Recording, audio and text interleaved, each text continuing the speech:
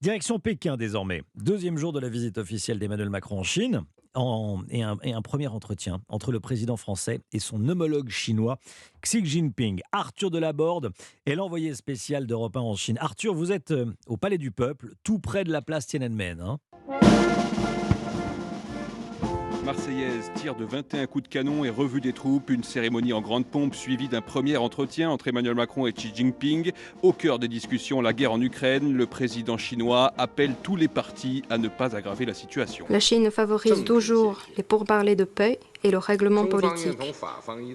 Nous lançons un appel à la communauté internationale à garder la raison et la retenue et à s'abstenir de tout acte susceptible de conduire à une nouvelle détérioration, même à un dérapage de la crise.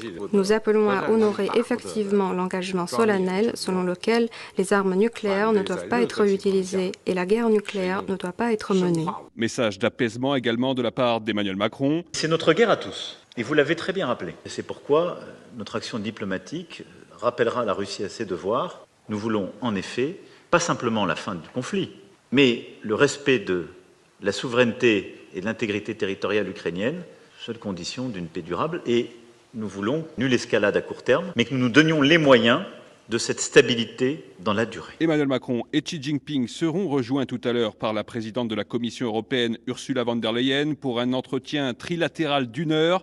Le président français et son homologue chinois dîneront ensuite ensemble ici au Palais du Peuple. Arthur Delaborde, envoyé spécial d'Europe 1 à Pékin.